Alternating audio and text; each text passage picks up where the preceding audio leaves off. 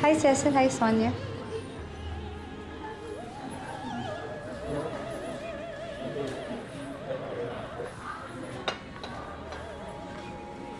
Yan yung kabit ni Ramon Laurente. Naka-jackpot. Sa kanya daw pinamana ang kumpanya. She's nothing compared to Elizabeth, no? Siguro nga, nag-uulad na si Ramon at wala na sa tamang katinuan.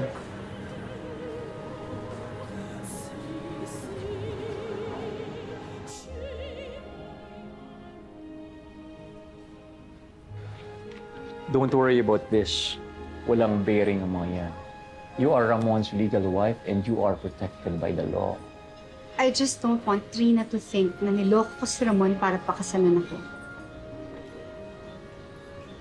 Hindi naman niya talaga alam kung anong totoo eh. Na minahal talaga ako ni Ramon at... Wait.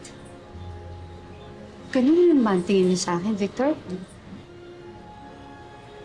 Who cares about what we think, Via? We are all here to do business. And as far as we are concerned, ikaw ang CEO ng Pacifica. That is why we are dealing with you and not Trina. Thank you so much, Victor. I really needed that assurance. Ayoko lang maka-apekto to sa dealings with Pacifica.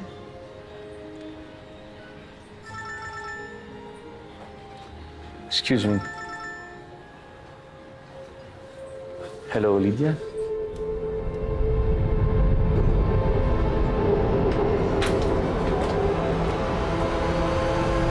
Saan ka galing? Daddy, anong ginagawa mo dito? Saan ka galing?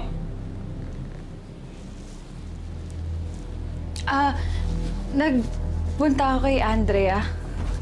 Di ba sinabi ko sa'yo na huwag kang lumabas ngayon? Daddy, sorry kasi...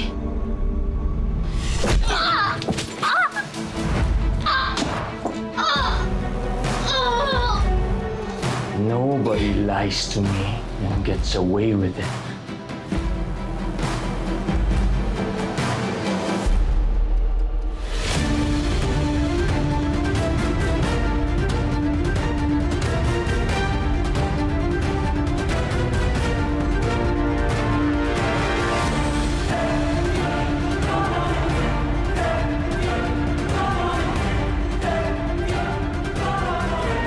Sorry talaga, Daddy. Please. Hindi Si Andrea lang ba kasama mo? Ginagalingan mo talaga, ha?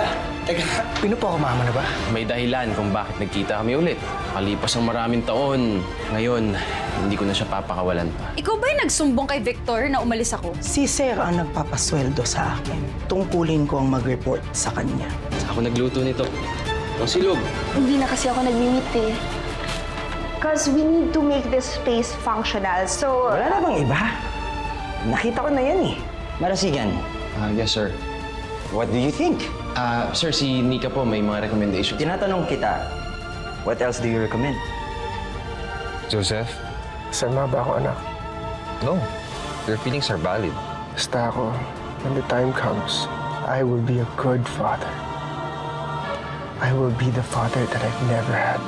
I'm glad you came to me kapag meron ka pinagdadaanan na ganito. Morning po, ma'am. Oh, tama-tama.